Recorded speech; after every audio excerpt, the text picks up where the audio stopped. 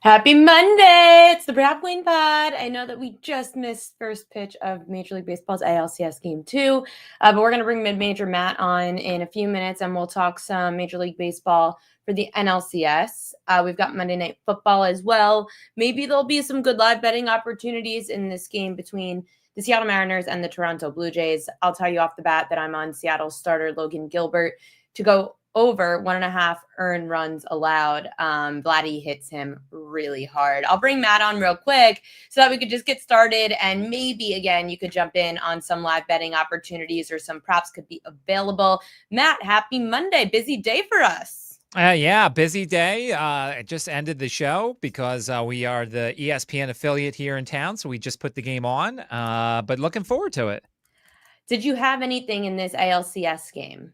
So I was lucky enough on BetMGM to get Savage over 12.5 outs. I just feel like that's a good number to get him at because I feel like he's the type of guy that the first time through the order, when you haven't seen him before, he's pretty good. And I think that they trust him to give him 5. I mean, I just feel like that's the key number here, especially when you've got all these young guys have done so well so far. Your guy has done really well. And, Trey looks so good in his first start. So I feel like getting 4 1/3 is something that he should be able to do. These numbers have been really low, and it's hard because I thought for sure, no way a young rookie like Cam Schlittler would do well a second time around in the playoffs after such a high-stakes game. I was wrong because he went further than any of the Yankees starters did in the ALDS. So now for Trey Savage getting his second start, I don't know, you don't get worried that second time through a guy like him can't do it twice, would have to do that twice in such a big moment? Yeah, but once again, it's only 4 1/3 is what we're kind of getting here, and I don't love the first at bat. It went full count, and then he hit a guy, so I don't love that. But I'm just saying, he's got such good numbers first time through the order and second time through the order that I just feel like, especially after yesterday, where the bullpen let Toronto down a little bit. I just feel like you have to let these kind of kids do their work. And if there's a little bit of trouble, I think you let them go. Now, of course, look, the Casey Mize situation, when Casey Mize gave up a hit and then he was out after 3 innings, that's something that could happen here. But I'm going to trust Toronto's manager that if he's pitching well enough, he's going to stay in for 4 1/3. It's a very important game. Obviously, it's the ALCS, but excluding 2020, 25 of the 28 teams who won the first 2 games of a best of 7 on the road go on to win the series. So that's 89% of the time. Looking really good if Seattle ends up winning a game 2, that is the weight of the world on your shoulders, so much that people are looking to you towards, especially after the stakes got so high in the first game for Trey Savage. Anything on the Seattle side? Not really. I mean, it's tough because you're seeing a new pitcher for the first time, so it's tough there is no history for the batters. If maybe they'd seen him during the regular season, I would have thought for something, but I just kind of sat out the Seattle side of things. Logan Gilbert, there was last night when the number first came out, it was 5.5, and I was like, man, I got to take the under. And then I look and saw he had 9 strikeouts against him in 4 1/3 innings during the regular season. So I hesitated, and then it disappeared, and it was 4.5 all today. We have the NLCS Game 1, Brewers-Dodgers. The Brewers have owned the Dodgers this year. The Brewers have owned lefties this year. What stood out to you? Well, obviously, Snell on the road once again. We got so lucky to hit the over on his outs last game in Philadelphia because he literally ran out of gas. I mean, he went 6, but the last couple outs were very difficult. So I'm not going to do it again. And plus, the over 17.5 is heavily juiced, plus 119 to the over here for Blake Snell. So, look, I think he can get the strikeouts. I mean, we just saw Boyd had 6 strikeouts in his last start against so we know Milwaukee can be vulnerable against left-handed starting pitchers, but I don't trust Snell on the road. And then Aaron Ashby, look, you're going to get probably 2 innings, maybe 3 at the most. 1 time through the order, I think, is the most. And his 1.5 was reasonably juiced to the over. Now it's at minus 156. The Dodgers outside of Ohtani, though, were not hitting anybody in Milwaukee. They were hitting below 200. Anyone outside of Ohtani this year hit below 200 against the Brewers. Well, yeah, but I mean, you're going to get everybody. And so I think there's going to be my problem with these Johnny Holstaff games is as a manager, you've got to make the right decision every single time. Like you cannot make one bad pitching change because you're basically saying now the whole game, this is my game. I got to make this change. I got this change. If you look, the last series the two teams had back in July, Ashby faced the Dodgers 3 times. So I guess they must have played twice in the span of a couple weeks. Ashby had 3 strikeouts, 1 strikeout, and 2 strikeouts. The 3 strikeouts came in a 2-inning appearance. So, I mean, you can go over 1.5. Remember, the Dodgers are no longer this great team contact-wise against lefties, but it's, you're hoping that he has no trouble whatsoever. In that game tonight, I will post since we're already talking about it. Blake Snell over 1.5 earned runs allowed for me tonight, just because the Brewers do crush lefties. They're hitting an MLB best 268 against lefties this year. And Blake Snell on the road, like you mentioned. I know that Trey Savage, 3-run homer. Julio Rodriguez, no outs. That's going to be a losing bet there on my Savage outs, yeah. Oh, boy. Again, for anyone just tuning in, 89% of the time, the team that wins the first 2 games on the road in a best of 7 tends to win the series. So Seattle up 3-0, no outs in the top of the first inning right now. NLCS, though, Blake Snell over 1.5 earned runs allowed. Again, lefties crushed by the Brewers this year. All 3 lefties to face Milwaukee this season in the postseason have gone over 1.5 earned runs allowed. Blake Snell, his last time in Milwaukee, it did not go well. He had like a 12 ERA. It's only 1 start, though. Did pitch well last year against the Brewers, but that was in September when they sucked. Shohei Ohtani, he has done very well as well. He was the only one to do well against Milwaukee. Everyone else sucked. But Ohtani, he scored over 0.5 run in 71% of games against Milwaukee this year, in Milwaukee nonetheless, and over 0.5 RBI in 4 of those 7, which you get at plus 135 range. So those are the 2 that stood out to me, Matt, in the NLCS. So here's my question, and we can talk this through. How many innings do you think Snell goes tonight? I think that he could go 6. You think he can? So you think most of so when I see this, if you're in game 1 of a best of 7 and you give up a 2-run home run, that's not enough to pull you in the first 4 innings. Correct. So that's why, and this is something I always kind of think about. Why would you not go Brewers over 1.5 runs in the first 5 innings? I considered it. Because if the Dodgers get errors and they give up a bunch of unearned runs, you lose that bet. I've considered, but are the Dodgers really going to have unearned errors? No, you're right, but I'm just saying, and the price is about the same. So you got minus 115. I'm looking at DraftKings over 1.5 runs for the Brewers is minus 110. I'm always concerned about the error situation. In which case, you're right. Snell probably will give up some runs tonight, but I don't have to. I don't want to have to worry. Brewers team total over 3.5 because the Dodgers bullpen has also sucked. But the Brewers over 3.5 was plus 130 something, and that kind of scared me a little bit. Yeah, and this is just something that I like people to kind of think about when it comes to this, because there's so many markets. And look, for the most part, are you going to have any sort of issues with unearned runs? Probably not. I mean, I'm looking, the last time Blake Snell gave up an unearned run was April 2nd, when he gave up 5 unearned runs against the Braves. And the other runs he's given up are earned. I'm just saying, if you have an error and it ruins it and he gets taken out, you lose your... Less that he gets into a jam and more that he gives up a home run. Right. No, I understand. I'm just... Blake Snell's probably not getting into a jam. It's more that he has one bad pitch with a runner on. That's my thought. I don't think that Snell gets rocked tonight. I just think you're getting a 1.5 on Snell because he's been pitching really well through his last 5 games. His ERA is phenomenal. He's, I think, 4-0 through his last 5. So I'm just assuming Blake Snell has 1 bad pitch. Well, maybe. No, you're right.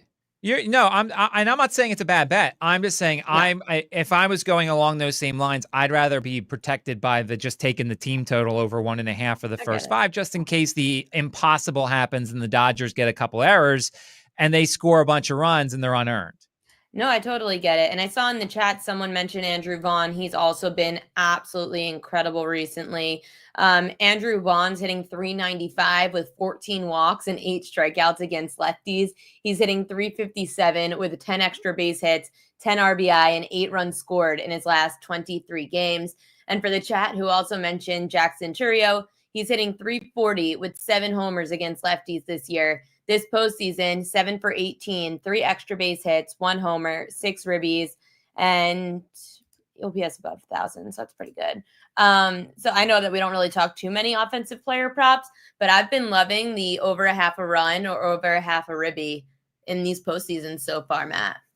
I would have considered George Springer, to strike out against Logan Gilbert. He has a lot of strikeouts in his career against Logan Gilbert, and he's the guy that I feel like strikes out the most. I know that the numbers probably don't back it up, but like when we have K-prop unders, I feel like Springer's the guy who's usually messing up. He has 7 strikeouts and 15 at bats against Logan Gilbert. Problem is, I don't know if there's any books that offer the strikeouts market. So I haven't been able to find it. The only thing DraftKings offers is that one where you can bet on 1+ strikeout, and it's usually never what I want. But yeah, I mean, I like I post the batter versus pitcher every day at 10 o'clock on my Twitter account. So like, I'm always looking at it. And of course, Vlad's the guy you would have gone for today. There just wasn't anything that stuck out for the Brewers. Plate yet, so you might be able to jump in on something. How much have you been live betting? I have been. I mean, certainly during the Phillies series. And certainly, when the bullpens are coming in, and certainly when the Dodgers bullpen's coming in, you can I have a feeling that there might be some value here on Toronto plus, whatever, the 2.5 or 3.5 if you can get it. I just feel like that offense is too good to not be able to keep themselves in. And as I see here, DraftKings is plus 3.5 at minus 139, which is not terrible to me. Now, I would probably wait till the inning's over, but I don't think this Toronto offense is going to not score runs today. Me either. That was very fluky, especially for Toronto at home. I'm not just saying that because I watched them do it to the Yanks. I don't trust Logan Gilbert on 2 days rest. I know it wasn't a lot of pitches. It was only 34 pitches. He threw a couple of days ago, though. He threw on Friday in that crazy game. He has his ERA is its worst on short rest at 4 games rest, nonetheless, or 4 days rest, nonetheless, 2. So I have over 1.5 earned runs for Logan Gilbert tonight. And to your point, you could get live on Toronto to score a certain amount of runs as well. I just think that Seattle's going to be in for an interesting game with Logan Gilbert on short rest tonight.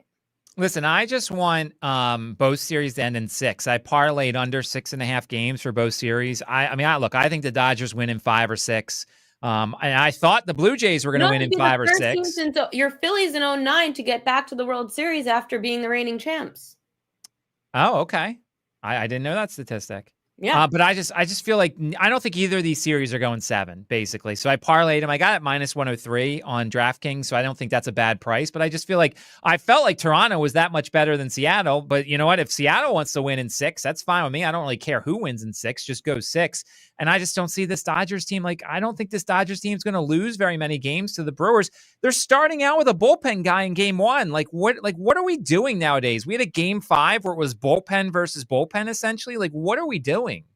I agree. It's very messy in the NL, especially pitching wise, on both those sides, to be honest. I don't really trust either of them because if anything, Milwaukee's bullpen's been great. The Dodgers have allowed so many runs 7th inning on. It's terrible. But let's move on to Monday Night Football. I'm sure the chat's over us talking some Major League Baseball. It's a 1-2 count. Savage just got out of it with a strikeout. So middle of the first, 3-0. I guess before we move on from baseball, you said live bet after the inning ends. What would you tell people to do? So the 3.5 is gone. It's 2.5 now. I think there's going to be a lot of runs scored. It's 9.5 the total. I got to imagine Savage, if he goes through has a clean second, he will get the third. If he doesn't have a clean second, I'm sure. I'm not watching, so I can't tell if the bullpen's warming up or not. But over 9.5, it doesn't seem like a bad. I just think Toronto's going to score some runs. I don't think this is going to be a 3-0 type game. I think this could be like a 7-4 type game. So I like the over 9.5 runs live. You've also got some props in Monday Night Football tonight. So we've got 2 games on the slate in Monday Night Football. You're looking at Tyler Algier over 28.5 rushing yards. Why? Yeah, I just feel like he's going to get some run tonight. You can run on Buffalo, and I don't think Atlanta wants to get into a shootout with the Bills. Like, I just don't think it would benefit them. And if you look at his numbers, I don't know if he's getting 16 carries like he did against Washington, and he had 16 carries against Minnesota, but I think Atlanta's best chance is to not make this a fast break kind of game that Buffalo would want to play. And if that's the case, then you want to have plenty of runs. And I think Bijan's going to have his, and I think Tyler Algier's going to have his, and I think the number's relatively reasonable. He's gone over this number in 2 of his last 3 games. Really weird. He only had 1 carry against Carolina, but that game got kind of carried away. They lost that game 30-0. So I just feel like Atlanta is going to have to slow this game down and try and grind yards out, so that way Buffalo doesn't have the ball a ton. And I think Algier gets some yardage in this one. Kicker whisperer, Matt Prater, over 1.5 field goals made. You're not afraid that it's plus 110? I mean, I am, but we did, I think last week or 2 weeks ago, we gave out a kicker prop on Monday night that was plus money. The Atlanta is allowing 2.8 field goals per game. That number goes up to 3 at home, and it's 2.5 on the road. And if you look, Matt Prater has been very busy so far this season. And so, it's not my favorite bet of the night. My next one's my favorite one. Prater has had multiple field goals in 3 of his 5 games. He had multiple field goal attempts in 4 of the 5 games. I just feel like I trust Atlanta at home to hold them to a field goal. Remember, we're indoors. Matt Prater, everybody's got a great leg now. Everybody's kicking 50, 60-yard field goals. So I'm going to take a shot at plus money on Matt Prater. I know that you work in the DC, Virginia area, so you know the Commanders pretty well. And I still don't understand Ja'Cory Krosky-Merritt's nickname being Bill, but that's besides the point. You like Bill over 8.5 receiving yards tonight. Why are we going with the receiving yards as opposed to his run game, which is facing a Bears run D that sucks? Well, I think both things are probably in play here, but the 8.5 and it's 9.5 on DraftKings now. If you look the last 2 games, 39 receiving yards and 10 receiving yards for Bill. And look, no Terry McLaurin, no Noah Brown. Debo's not 100%. How much can Zach Ertz do? How much can Luke McCaffrey do? The Bears pass rush isn't great, but the Commanders offensive line is not great. So I feel like there could be some dump offs, some screen plays. Chris Rodriguez, who knows how healthy he'll be for tonight's game. It looks like he's going to play, but he didn't practice all week. So I think Bill's going to get a lot of snaps tonight, and I feel like there's going to be some screen passes. What better way to take care of an aggressive defense than to throw some screen passes over them? I think Bill can get that with 1 reception here. So 8.5, 9.5, 10.5 even, I guess. I like the over on Bill's receiving yards tonight. This is a revenge spot. You obviously probably talked about this game at nauseum on your radio show. When you've got the Commanders hosting a Bears team that is coming in as 4.5-point dogs, the Bears are, they're coming in with vengeance. This was a crazy game the last time these 2 quarterbacks went head-to-head.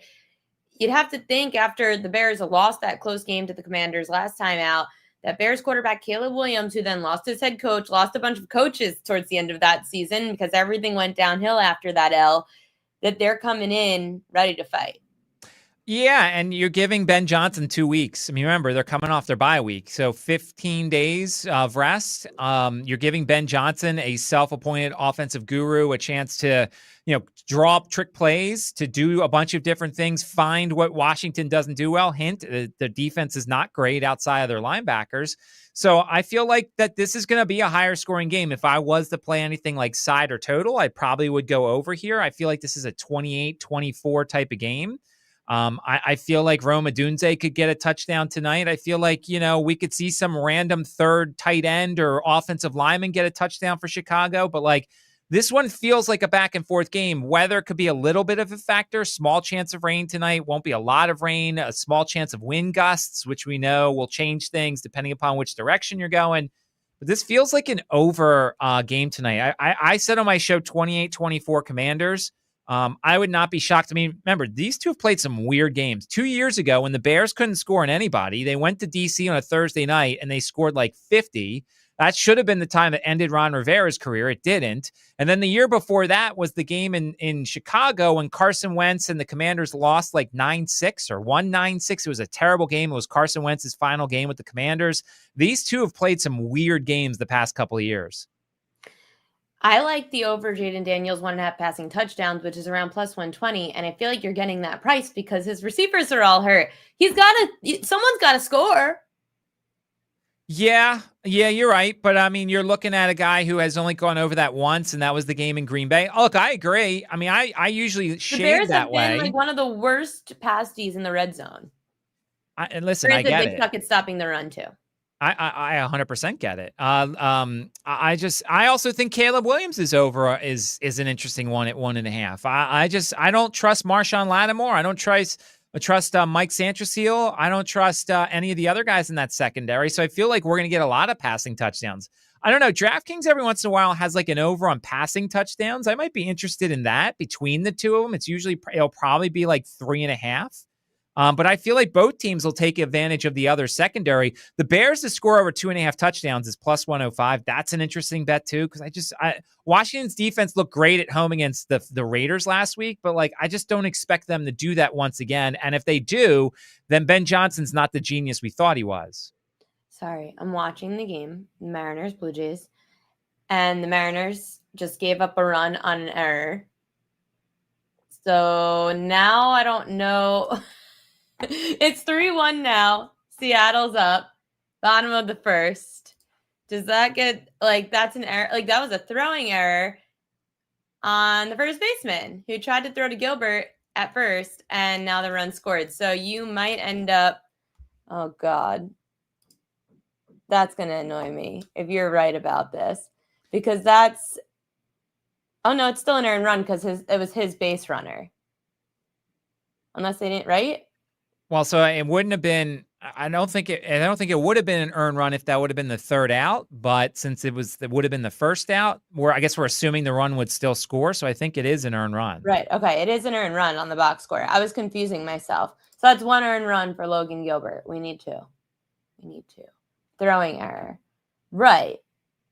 I don't know. I was just error. I know it's an error, but it still counts as an earned run, it said. Correct. Yeah, I see Yahoo says it's still an earned run. Now they might change it, but this is just what this is what I'd be worried about if I was you. That's all. I mean, if you had the over, but Vladdy's up now with if no you outs, had the over runner on 1.5, second. you'd be fine. If I had a 2-run homer to tie this thing, Mark, we're on the same page. Gilbert was charged with the run on ESPN. Yeah, that's what I'm looking at.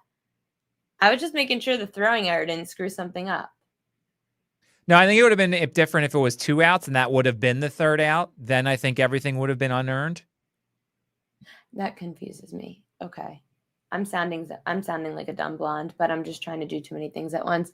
Okay, Vladdy's at the plate. It's down 3-1 to Seattle.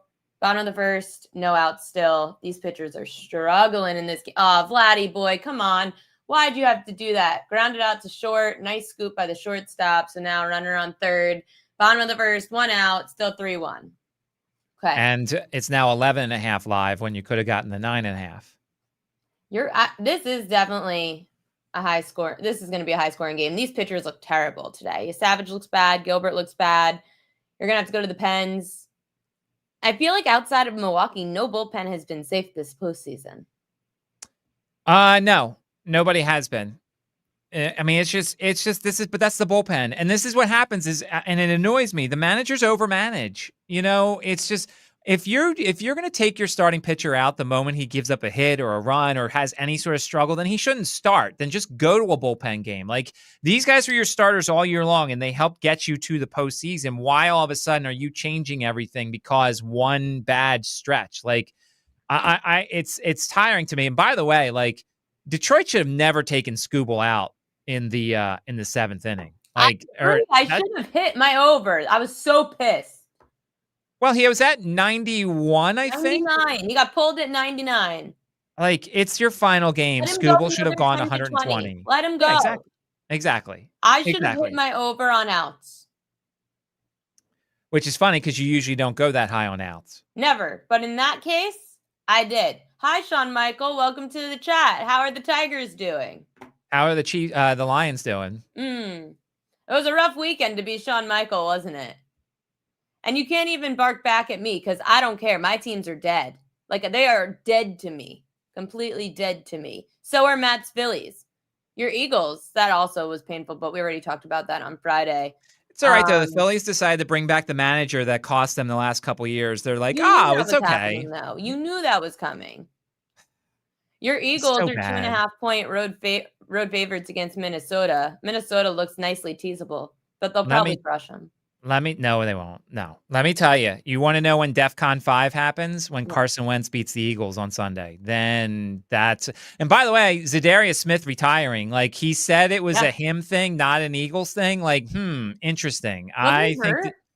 no, he was our best pass rusher, and I thought now he was he's hurt retiring. though. No, he was fine. He's our best Retiring pass rusher. mid-season? That's weird. It's because he's old, or at least he said it was a personal thing, and I hope I hope there's nothing wrong with anybody, but he said he told Diana Rossini it was a him thing, not an Eagles thing, but rough So sign who's that gonna get a ring first? The Phillies, the Yankees, or the Ravens?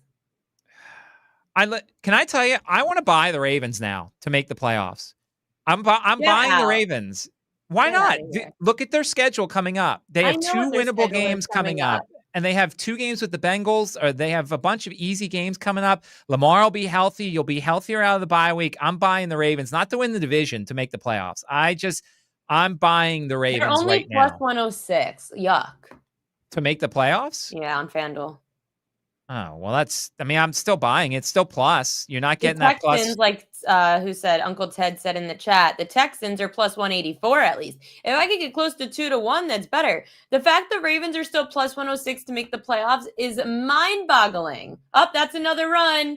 2 runs, baby. Winner, winner in the first inning. Let's go. Let's go. Sorry. It's fine. You're allowed to celebrate. I'm going to tweet.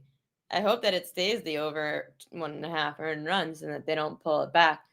Mark, we're friends today. Mark and I are friends today. We were rooting for the over 1.5 earned runs. I feel bad I didn't share it on X, but I said it right before the show started. So don't celebrate yet. Yahoo has it as 1 earned run, not Same. 2. So See, I'm telling you, that's why I was confusing myself. That runner at first is an unearned run because he got on via an error. Well, yeah, because they would assume he would be out and they would be out of the inning. So yes, but you have 1. It's fine. That's fine. But this is why I'm telling people. I was like, that doesn't make sense that was an earned run, but now it makes sense because that runner on first was not earned, essentially. But that's why the Snell bet. Like that's why I would tell people take the 1.5 on the Brewers just in case. I mean, look, Gilbert's not going to be done. He's only at 19 pitches. He's not done. But now you have to sweat another run. Whereas if you took the first 5 over, it'd be over. You won already. Screw you, Matt. Screw you. I'm just saying this is the logic that I've always said. Do you agree with me? Like it's a blessing and a curse that we look at these other markets because if we didn't look at this other stuff, lose this, I'm gonna be pissed, and I'm never gonna end up betting earned runs again. Well, that's why. Yes, don't bet earned runs if you can get the same number for the first 5, especially when you just said you don't think they're going to go past 5. That's so annoying. But that's the blessing and the curse we have, because if we just looked at sides and totals, we'd never know about any of this sort of stuff. But because you and I look at almost every market on these books and trying to find value, like that's the blessing and the curse, because we find something we like and yet there's a better bet somewhere else or a same bet. Like it's just, I almost wish we could go back to the time when we just looked at sides and totals and didn't even look at this stuff. That way I don't have to be like, oh my God, pulling my hair out. We're good at this. We're great at this. I mean, we're fantastic at this. Like I love the touchdowns market in college football. By the way, the buy low, sell high went 3-2 in the newsletter this week. So people should be buying because we talked about Texas. We talked about on the show Texas last week, and Texas won the game outright over Oklahoma. And so that was one of the buy lows that we had on the newsletter. So go get the newsletter because we're killing it in college football. Get the newsletter, Mid-Major Matt's newsletter over at thepropqueen.com. It's like $6. You get all of his college football insights, college basketball coming up in a little bit too, and he'll have some college basketball as well. Matt, thanks as always for coming on, even when you outsmart me in markets that I should have bet instead of the ones I didn't outsmart you. You're gonna win this bet, but I'm just saying there could be another bet that is out there. It's fine. I can fess up and take criticism. It's all good. Matt, thank you as always. Follow him at Mid-Major Matt on socials. We will see you on Friday. Sounds good. Okay, well, now I have to sweat out this bet for Logan Gilbert over 1.5 earned runs allowed. So Pickett says Gilbert has 2. Oh, now ESPN says he has 2 as well. Interesting. Maybe I did hit it. Maybe I just had to get rid of Matt and then hit the bet. We're bringing on our next guest, and I'm going to give him a little bit of crap because we almost hit our SGP last week. We were one leg short. I forget who it was, but it was Jared's leg. So we're even now because I lost us a leg. He lost us a leg that last week. It's all good, though. He's back on the show because if you hit 3 out of 4 legs, you're handicapping something right. Jared Block from Trinity Analytics joining the show. Happy Monday. Happy Monday. I can also confirm that Logan Gilbert on the Real app has 2 earned runs. So somebody at the score table changed something. So I've been following I was along. getting all confused because I know it was a throwing error on the first baseman as to why that runner was on first. Did they not? Yeah, I know. That Traditionally, I would agree that it only should be 1, but in your case, it looks like they're changing this for your benefit. Maybe they heard me complaining and they realized that I deserve to win. Hey, by the way, the only reason we lost was because FanDuel's stupid and didn't avoid Brenton Strange getting hurt. So that was the leg. Yes, that was the leg. And yes, he got hurt. Fine. I'll give it to you. But we still lost. We still lost. It's okay. We'll get over it. We're going to do another SGP for this week in Monday Night Football. And we've got 2 games to choose from, which makes things a little bit easier. But first, we've got Major League Baseball on right now. I don't know how much you live bet. Would you be live betting this ALCS? Oh, yeah, for sure. I think the Blue Jays have great value right now. So you would be live betting the Blue Jays on the money line? Yeah, I think, well, what is it? I guess is the better question. Let's see. Right now in FanDuel, you can get Toronto at plus 132. Yeah, I mean, anything plus money there is great, obviously. I think that Savage has the elite strikeout stuff that you want here against a heavy K Mariners team. There's only 4 teams left, but they are the heaviest strikeout team by a mile of the 4 left. And I think that, might have just been playoff jitters, might have just been like, a really, really big spot. And you're facing a lot of really tough hitters at the top of the lineup. I think you're starting to see them settle in here, and they can do, I know that the bullpen for the Blue Jays didn't necessarily help the situation yesterday, but I think there's enough to say here that they should bounce back. I'm just checking. Yep. Okay. They graded me a winner on DraftKings. So I'm going to tweet it now that Logan Gilbert officially went over 1.5 earned runs. And now we've got a winner by the 2nd inning. That's great. I love baseball. NLCS, anything stand out to you? Well, I'm coming in pretty biased, Ariel. I'll say that. That's true. You're a Brewers fan. But Brewers today lefties, which is why I like Blake Snell over 1.5 earned runs allowed.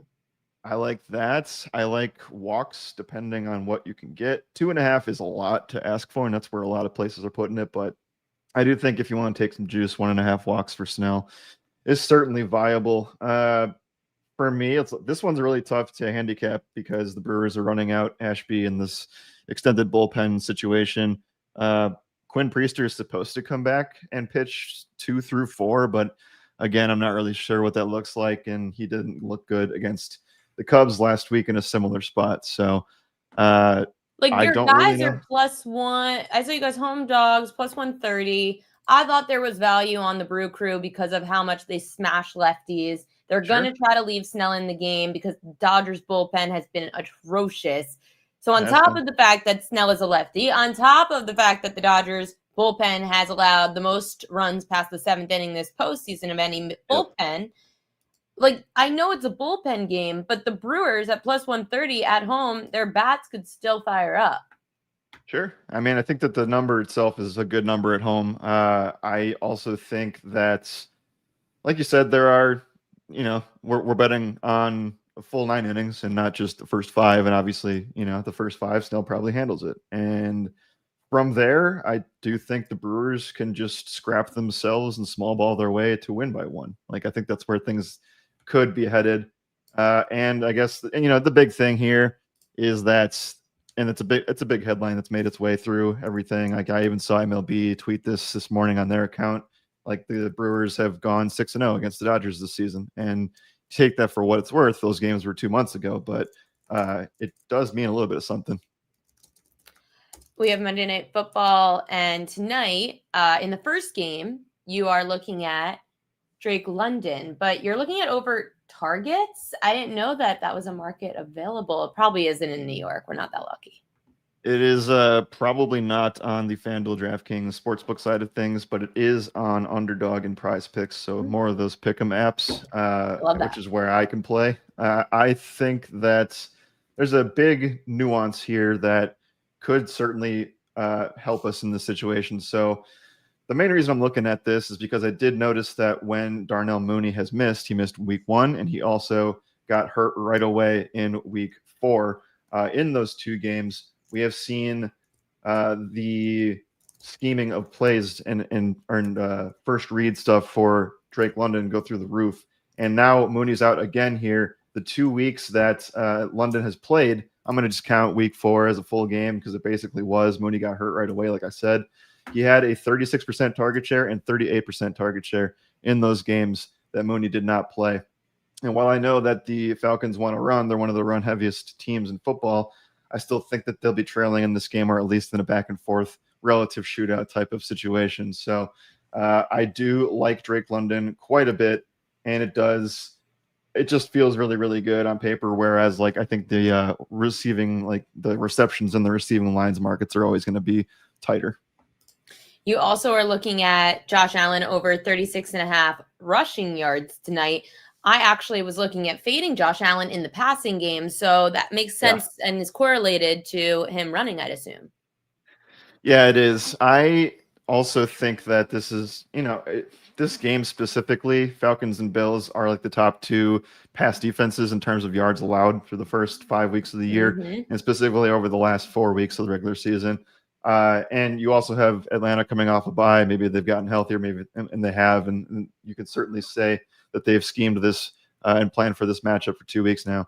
So I do think that there's no real reason to buy into Allen going over passing stuff in this spot.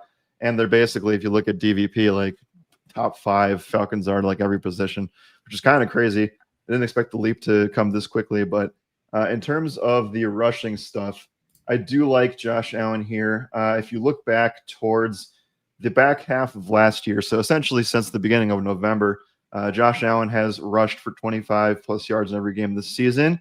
And then dating back to November, he's also rushed for 35 plus yards in 5 of the last 6 road games.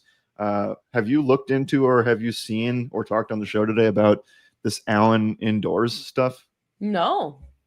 It's kind of fascinating. I'm not sure how much it really matters, but I guess when you take a look at like the fact that he has to play outside against the Patriots and the Jets and at home, maybe that makes a little bit more sense. But when he's playing indoors, he's 11-2 against the spread.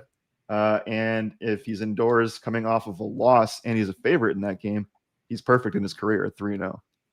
Ooh, I did not know that. I was looking, perhaps that cash needs an indoor-outdoor option. They only have turf and grass. I mean, it's weird, but it certainly, those are screaming numbers. If you remember, one of those games was the Rams-Bills shootout, which was the highlight of the regular season last year in terms of scoring. I think there was like 80 points in that game.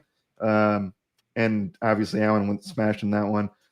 And according to John Ewing of BetMGM, the Bills moved from -5.5 at open to now, he says -4 as of 5 hours ago, but I'm seeing -3.5 on FanDuel. So a lot of public money is coming in on the Falcons.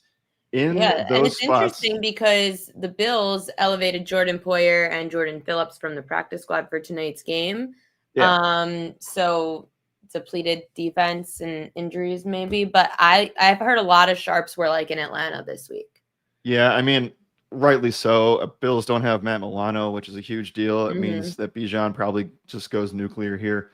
I was going to ask you about Bijan Robinson. I love him tonight in the passing game. How are you going to be playing Bijan? Or excuse me, I don't love him in the passing game. I like him more on the ground. I know that the Bills have been really good against pass catching backs. So what do you think about Bijan tonight? Yeah, for me, if I'm playing Bijan, I'm just getting exposure to the rush plus receiving stuff, because I do think that regardless if even if he gets relatively stopped in the passing game, I still think he'll have 4 to 5 targets for a good 25 to 30 yards. and he could break one in the event that he does. He's probably clearing that 110 number. So I like both, and I do think that obviously he should have success on the ground today. Matt Milano is a huge deal in terms of yards per carry. The Bills actually do rank, I believe. Let me just check my notes, and then I'll get back to that spread point quickly here. Yes, okay. Buffalo's defense has allowed the 10th most rushing yards this season. Oh, they have allowed the second highest yards per carry and have allowed a 4 20-plus yard explosive running plays, which is 7th most. So Milano not being there is a huge deal. I just want to finish this thought on this John Ewing post. You can find it on X. Okay, so when the line has moved against Josh Allen, we talked about it, -5.5 to now -3.5. Josh Allen has gone 29-15 in those situations against the spread. So when the public and sharp money tends to come in against Josh Allen, he tends to prove them wrong. That's impressive. Don't sleep on Josh Allen. I definitely don't like betting against him. I was betting against his props though tonight. The chat was asking about James Cook. James Cook. What do you think of James Cook tonight? Yeah, for James Cook, he's one of the running backs that I am not super high on today. I do think that last week we saw relative, I guess a better word is to say he kind of just got unlucky and got stumped for the first time all season. Definitely a weird divisional game against the Patriots.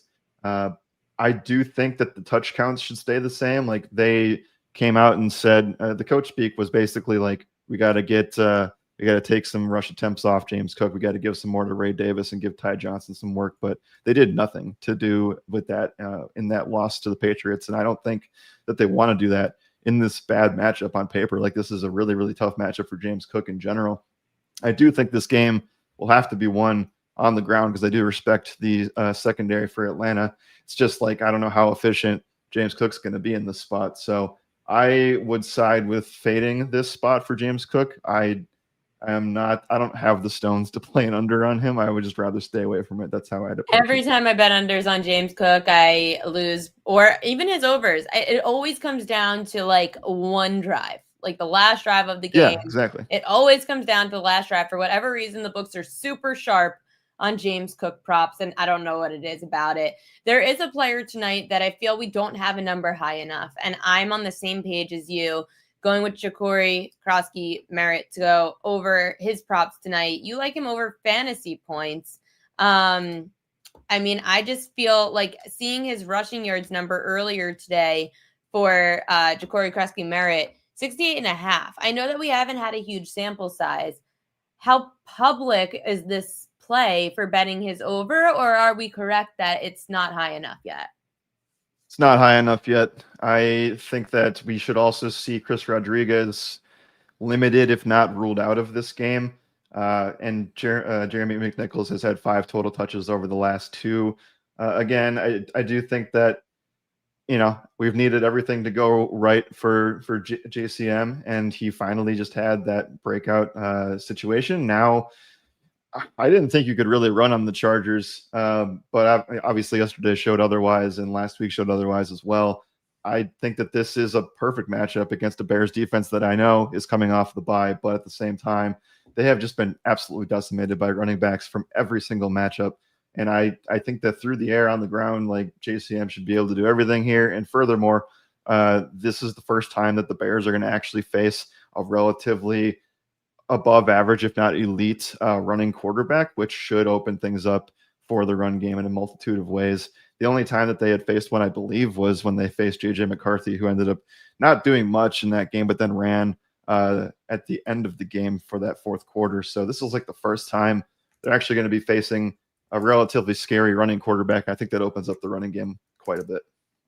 So let's do what we do every Monday, where Jared and I. Can I break news quick? Yeah. We have breaking news for tonight's game.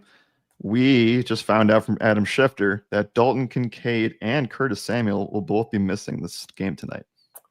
That's big. I was looking at Kincaid props earlier, and then I said I had to lay off because we didn't know his status. Atlanta has allowed the least receiving yards per game to tight ends this year and the least receptions per game to tight ends. Yep. So any thoughts there on, I assume it would be Knox?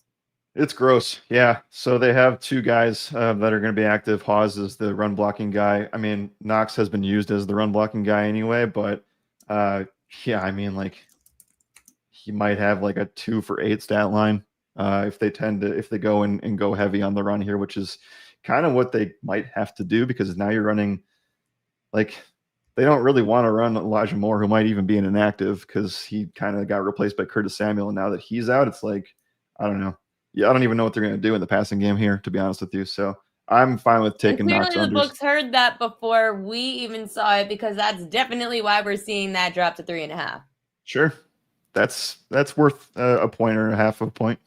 Yeah, that's why we're seeing the Bills drop. But does Josh Allen care? Clearly, the numbers, according to John Ewing of BetMGM, say that Josh Allen doesn't give two craps if he's without players because he could figure it the hell out, which is why he's a winner and why he won MVP and why my Ravens freaking suck. By the way, the Blue Jays just tied the game at 3. Now we've got 2 outs, bottom of the second, runners on the corners. It's now a tie game, 3-3, Seattle-Toronto. They climb back from down 3-0, and this is now 6 total runs. The live line, when Matt was talking about it, it was a 9.5 in the first inning. So it's definitely worth looking at those live numbers. This is crazy game, Jared. Awesome. You would expect the Blue Jays to punch back. 1 run, it was not good enough, especially in that matchup last night. Yeah, that was so weird yesterday. And snaps to the Mariners for limiting them. But you had a feeling with Logan Gilbert on 2 days rest, that wasn't going to be the case. That's right. In Toronto, nonetheless. So, woo, we hit the over 1.5 earned runs anyway, even if it was fake. And guess who's up now? Mr. Vladimir Guerrero Jr. is at the plate. Runners on the corners, 2 out, bottom of the second. Logan Gilbert still on the mound for the Seattle Mariners. And I want to do our FGC, but this is probably his last batter. Crazy. This is probably his last batter. Has to be. Because if Vladdy obviously doesn't get out with 2 outs, he's got to go. Yeah. This is, grounded out in the first. I can't believe they batted around nonetheless in an inning. Yeah, that's what now, because Gilbert pitched 30-something. I looked into this earlier. He pitched like 34. Yeah. So I don't see, unless he could go 3, but if he gives up a run here, he's done. Yeah, I mean, if Vladdy doesn't get out here, unless he's going to pitch around Vladdy and walk him, and then they take him out for bases loaded. He just pitched outside on the first pitch. Second pitch, inside. He's not going to – I don't know if he's going to give Vladdy a pitch to hit. I wouldn't. Have you seen the history? It's pretty good. Yeah, that's why I had over 1.5 earned runs for Gilbert, because you know that the offense gets going if Vladdy gets going. And Vladdy's hitting like 400 or something against Gilbert with 3 homers. Yep. Inside. Even though Judge hit that pitch out of the park for a 3-run homer. That was the only good thing that happened to me in the last week. Everything else has been an absolute train wreck. I've won some bets at least, and then yesterday I should have done better in Sunday football, but I ended up losing more money than I should. Oh, that was a strike. I ended up losing more money than I should have because I tailed some friends' bets like a moron. I was like, oh, that sounds good. Don't tail your friends' bets if you already bet your own. Bad. It loses you money. Did you go to both home games? Yes, I did. What was the feeling like in the first game? Like, was the feeling in the stadium I can't good? relate because these delusional Yankee fans were all really excited when the Yankees came back from down 6-1 and won the game. I still wasn't excited because when you're still down 2-1 in a best of 5 and you still have to go on the road to Toronto to win a game 5, I couldn't get excited over the Yankees coming back from behind. Like, if it was a best of 7 and you were only down 2-1 in a best of 7, I could be excited. But you're now down 2-1 in a best of 5 where you sucked in Toronto and you need your rookie to go 7. Get out of here. So no, the stadium was electric. Everyone was having fun. I was covered in beer. I wasn't excited. I was actually not in a good mood at all. But yeah, it was kind of cool. Are you going to go to a Brewers game? We'll see. I would like to. Should. I would like to. I had an experience, and I went to a Bucks finals game where they won, and that was awesome a couple years ago. And I don't ever want to experience that level of terrifying. I do. Like, this is what we're here for, right? Brewers last time that they were in the World Series was Oh, you 82. mean you don't want to be like me and continue to show up for Ravens AFC Oh, it Championship is games like and lose? Yeah. the David versus Goliath of this Dodgers Brewers game is terrifying. But yeah. It's going to be a fun series. For baseball lovers, they will appreciate it. But I agree. I think the Brewers have a very good shot. And, the stats and history is going in your favor. It hasn't been since 2009 since a reigning champion has gone back to the World Series. It's true. And that is something you can hold on to because it was your There team. is a chance. There is a chance. I'm still just waiting for this Vladdy at bat to be done, but now he's fighting off pitches. Okay, we'll go to... Hold on, let me get rid of all this. I'm going to share the screen and we could start going through some Monday Night Football and go on Pickett Sports. And remember, if you go to Pickett Sports, you can choose all of the props that you want, and then you could throws them in an SGP for you, and it tells you where you could get the best odds on those numbers. You could use promo code PropQueen to sign up for Pickett. Vladdy just grounded it up the middle to the second baseman, and he got out of the inning, Logan Gilbert. So we are tied at 3. Heading into the third, Seattle, Toronto. Now we could focus on Monday Night Football, SGP again. So we do 2 legs each. For anyone that doesn't know this, we do 2 legs each for the SGPs. I think we both agree that we like Bill, Chakori, Krowski, Merritt. I like him over rushing yards. What do you like for Bill tonight?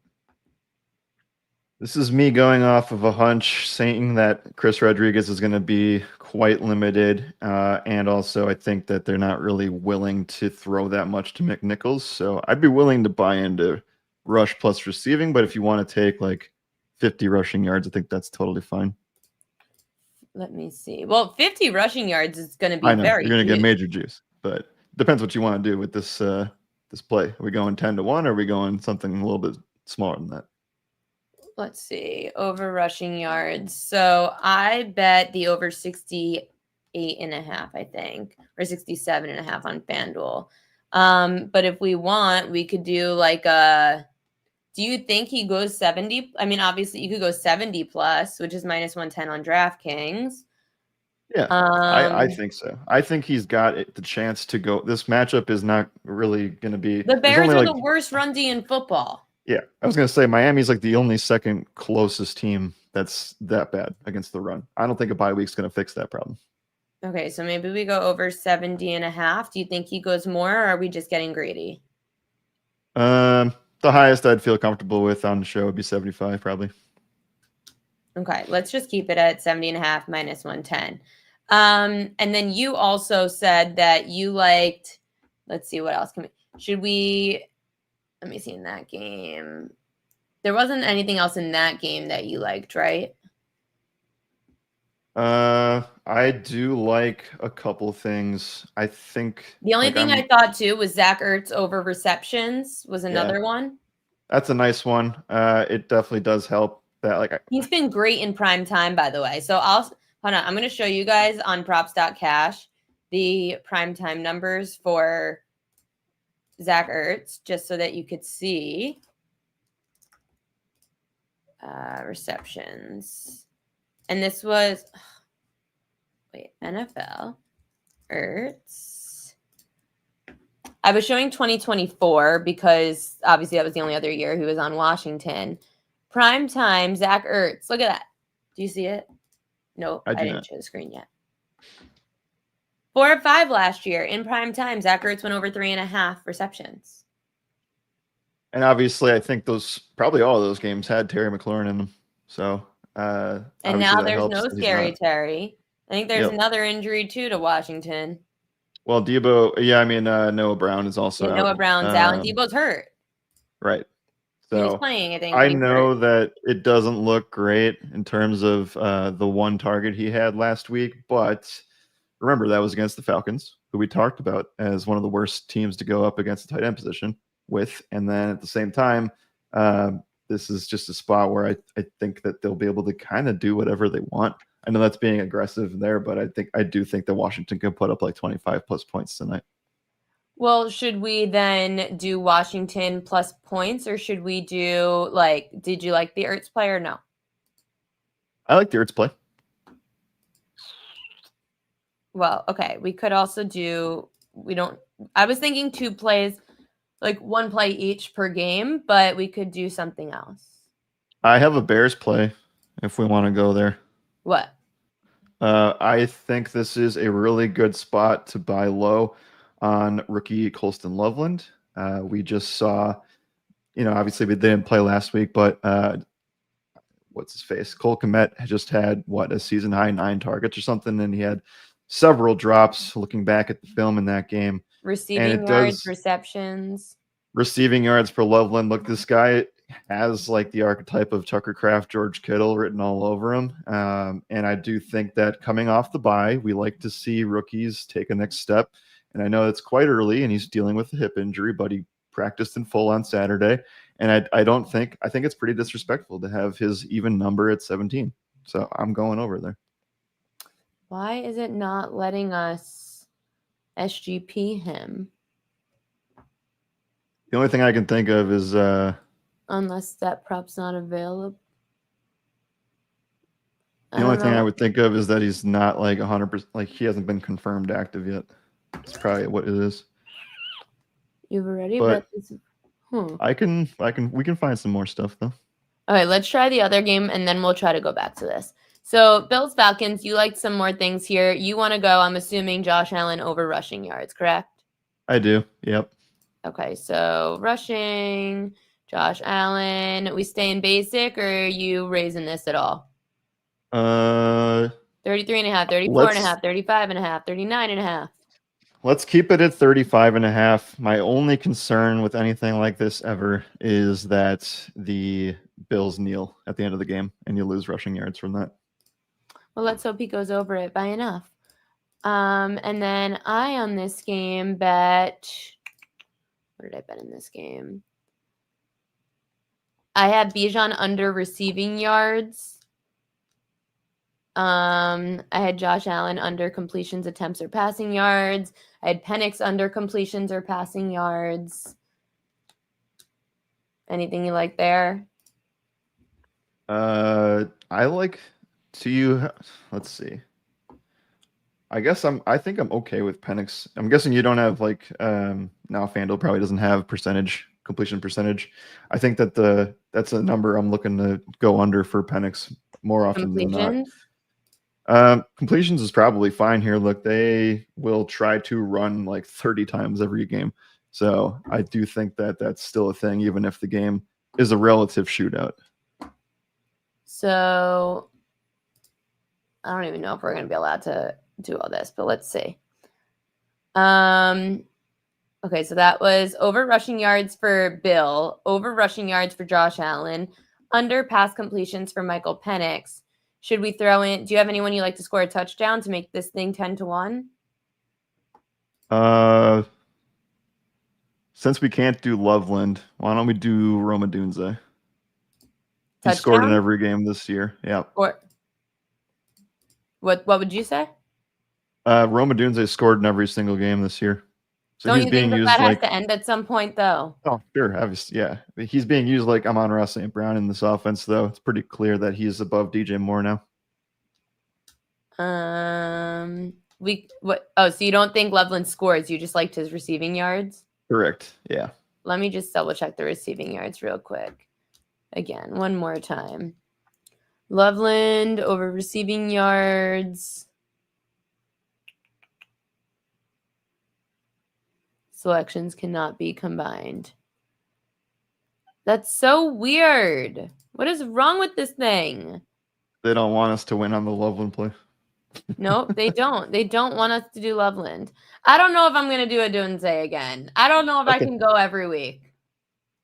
Fair enough. How about we do I sent this to Trinity Analytics people earlier. Let's just do Washington to get over 23.5 points. Their team total's like 27, but you want the threes and the sevens. So I'm going to go with the 23.5. That gets us to plus 582.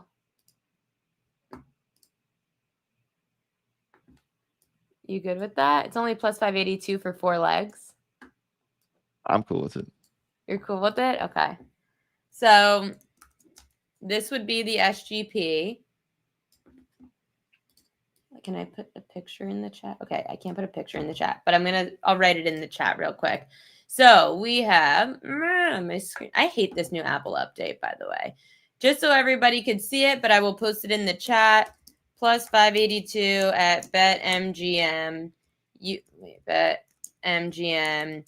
You could get Ja'Cory, Krosky, Merritt over 68.5 rush yards. Josh Allen over 35.5 rush yards. Michael Penix pass completions under 20.5. Washington team total over 23.5. And that gets you to the plus 582. Or if you would like to throw in some kind of anytime touchdown, then you'll get it longer. But we're just trying to win over here. We keep losing on one freaking leg, so we're just trying to win on our SGP. Okay. I don't know. I kind of like it. I like it. And, I would just love for one of our players to not get hurt. So that's what I want. Yeah, that would be nice. That would be nice. But hey, I can't even complain anymore because my entire Ravens team is hurt. So whatever. Jared Block, thank you as always for coming on the show on a Monday. He's on here every Monday, and you can catch him at Jared R. Block on social media. Trinity Analytics is where you can find his work. What are you up to recently, and where else or what else are you doing? Yep, thetrinityanalytics.com. You can follow me at Jared R. Block. We're going to be posting NBA specials here because we are 8 days away from tip-off, so very excited about that. It's honestly the most fun prop for most fun sport for props. I love baseball, but I think that the prop market for NBA is obviously unmatched when it comes to that stuff. Good. So very, very excited about it. And yeah, that's the big story over the next 10 days here. Yeah, NBA coming up before we know it, but I want baseball to last a little longer, even though the props are like kind of dead at this point. Except Logan Gilbert over 1.5 earned runs, baby. Okay, I've got to get to some more props and action for tonight. Thank you, Jared. I'll see you next week. Go Brewers. Go Brewers. I thought he said go Birds at first. I was like, what? Go Brewers. He's a Brewers fan. Okay. We've got the prop queen edges of the day, and I think we do have some propaganda. So let me just go back to my email real quick and pull up propaganda. I forgot to make it a graphic, but I will tell you guys, unless it was it for the NLCS maybe? I didn't see. Oh, I bet you John Ewing posted it actually to his. You can find a lot of this stuff at John Ewing. He's great from BetMGM. Let's see if he has anything on the props yet. He does for baseball. So, okay, let's do propaganda.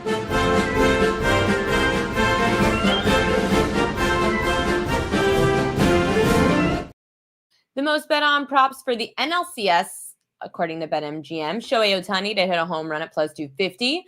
Blake Snell over 6.5 Ks, which is minus 150. Freddie Freeman to not hit a home run at minus 750. Andrew Vaughn is the public play. He's been hot. Over 1.5 hits, runs, and RBI at plus 120. And Mookie Betts under 1.5 hits at minus 250. Okay, so let's talk about the NLCS and why those propaganda plays are bad and we should be fading the public. So some of the players that we just addressed. Let's start with Mookie Betts. So ever since Mookie Betts went on that 0-20 slump and then broke it in the NLDS last year, Mookie Betts has hit safely in 5 of 6 postseason games this year. He's hitting .385 with 3 doubles, a triple, and 4 ribbies. Since that slump, he's hitting .341 with 13 extra base hits and 20 ribbies in his last 20 postseason games. So Mookie Betts, although the rhetoric has been that he has been bad in the postseason, he really has been much better. So I wouldn't fade Mookie Betts. As much as Shohei Ohtani hit a home run is the most bet on prop at BetMGM, you know I hate home run props, but he is the only Dodger player that's actually been good against Milwaukee this year. So all hitters outside of Ohtani against Milwaukee this season combined to hit 167 with 3 home runs and 7 ribbies.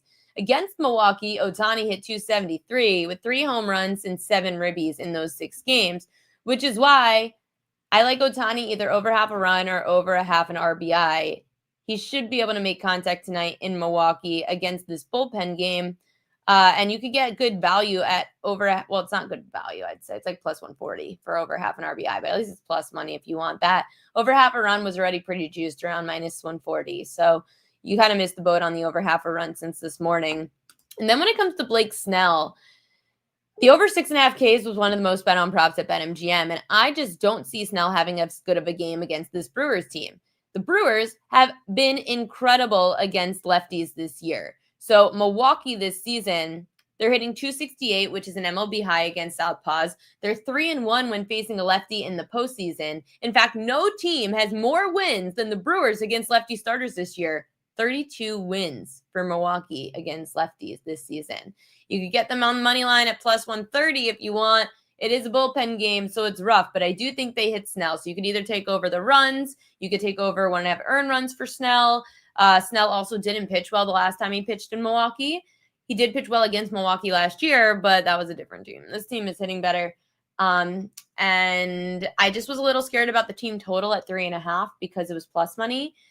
Maybe that time off, you see a little bit of like rusty bats to start, but overall, I do think they'll get to Snell, at least hit a homer or something, like a 2-run home run. I don't think Snell's going to get blown up. I just do think they get to him at some point, and he gives up over 1.5 earned runs. And here's the thing, too. It's game 1 of a best of 7. The Dodgers bullpen has been atrocious. In fact, the Dodgers have allowed 16 runs in the 7th inning or later this postseason. The other 3 remaining teams have allowed 18 combined runs in the 7th or later. So the Dodgers have allowed 16. Everyone else combined has just gotten over that number in the 7th inning or later. So you know that Dave Roberts, the manager of the Dodgers, is going to want to save Blake Snell for as long as possible in that game, which means he might get a little tired and give up a home run. That's my hope. Some other stats to know about the NLCS in case you're just tuning in. Andrew Vaughn's hitting .395 with 14 walks and 8 strikeouts against lefties. He's hitting .357 with 10 extra base hits, 10 RBI, and 8 runs scored in his last 23 games. Jackson Churrio's hitting .340 with 7 homers against lefties. This postseason, Churrio's hitting 7 of 18 with 3 extra base hits and 1 home run, 6 RBI. And then some live bet info, just in case he likes a live bet. The Brewers relievers on a ERA just above a 1 so far in the playoffs, with opponents hitting 176 against them. So if the Dodgers seem to be getting, I don't know, like the Brewers are throwing a bullpen game. So as much as it's a little alarming because it's game 1 of an NLCS and you're throwing a bullpen game, the Brewers bullpen's been pitching really well. So just something to keep in mind. That's it for the NLCS. So let's talk some NFL Monday Night Football, starting with the first-ish game, I guess, because I think they're both at the same time. Bills-Falcons. So I say under on the Penix props, under his completions, under his passing yards. Penix has faced 2 top 10 pass defenses, and both were in prime time. This season, Penix faced Minnesota, 13 completions, 135 yards. Last season, Penix went up against Washington in prime time, 19 completions, 223 yards. Both games went under the completions. Both games went under the passing yards. Buffalo has allowed the second least completions and passing yards per game to quarterbacks. 4 of the 5 QBs to face Buffalo have gone under their completions and their passing yards props. As for Atlanta's running back Bijan Robinson, under 32.5 receiving yards. Robinson's had a great season in the passing game. 2 of 4 have gone 100-plus receiving yards. Robinson just hasn't faced a team this good against pass-catching backs. Last year, when Robinson faced a team good against pass-catching backs, top 10 against them, he had 3 catches for 8 yards against Washington, 2 catches for 9 yards against Minnesota, 4 catches for 25 against Philly, and 1 catch for 10 yards against Vegas. Robinson should not go over this number of 32.5. He's actually gone under 32.5 receiving yards in all 6 primetime games that he's played in. The Bills, 3rd best defense in the league against pass-catching backs. They limit these running backs to just about 16 receiving yards a game. Out of the 8 running backs to face the Bills this year, only 1 went over their receiving yard prop, and that was Derrick Henry, who went over 5.5 with 13 receiving yards. So, going with the under Bijan Robinson. When you guys are writing in the chat, I keep thinking I accidentally, you don't understand how many times on the newsletter and in this graphic I've made sure I spelled Penix wrong. Right, not wrong. I was very nervous. I was like, that was like the one name I had to spell check. Kyle Pitts He scares me, but I'm looking at his under 44.5 receiving yards. Pitts hasn't done well in prime time. He's gone under this prop in 6 of 8 career primetime games. He's coming off a 70-yard performance last week, and I think this number is an overreaction to it. Pitts hasn't seen a defense this good against tight ends in 2025. Last year, when Pitts faced a top 10 defense against tight ends, he had 27, 44, and 11 receiving yards. Buffalo's allowed the second least receiving yards per game to tight ends this year at just about 22.5. It's why 6 of the 8 tight ends to face Buffalo went under their receiving yards prop. So the number just too high for as inconsistent of a player as Kyle Pitts is. So under 44.5 receiving yards. I'm also looking at all of the Josh Allen unders, the completions, the pass attempts, the passing yards. You guys could choose based on what you hear, but I just think that because it's Josh Allen, these numbers are a little inflated, but don't sleep on Atlanta's defense. All 4 quarterbacks that Atlanta has faced have gone under in all 3 of these markets every game. They've limited their opposing quarterbacks to the least completions, the least pass attempts, and the least passing yards per game this year. When looking at Josh Allen against top 10 pass defenses dating back to the start of last season, he averages 16 completions, 27 pass attempts, and 186 passing yards. In the 3 primetime games where Allen faced a top 10 pass D last year, he went under in all 3 of those games. That was primetime games against the Niners, the Jets, and the Dolphins. Josh Allen went under in all 3 of those games for his completions, pass attempts, and passing yards. So with Jared Block liking the over on rushing yards for Josh Allen, kind of makes sense that the passing game might take a hit if Josh Allen has to scramble. So I'm looking at the unders for Josh Allen there. Bears Commanders tonight. Jaden Daniels over 1.5 passing touchdowns. I gave this out Friday when I was talking about some props. You're getting it at a plus money price because of all the injuries to his receiving core. But Daniels has thrown at least 2 touchdowns in 5 of 6 primetime games since the start of last year. The Bears have allowed the second most passing touchdowns in the league this year at 2.5 passing touchdowns a game. It's a high total. There should be points. 3 of the 4 quarterbacks to face Chicago this year had at least 2 touchdowns. Geno Smith, Jared Goff, and J.J. McCarthy all had at least 2 passing touchdowns. Only Dak Prescott had 1. I also mentioned this about Bill Krosky-Merritt, over 68.5 rushing yards. There's not much sample size, so we're getting a decent number. He's coming off a 111-yard rushing game against the Chargers. He also ran for 82 against the Giants, which, by the way, was the only other bad run D that he faced this year. The only other team that's bottom 10 against the run was the Giants that Bill faced, and he went over this with 82.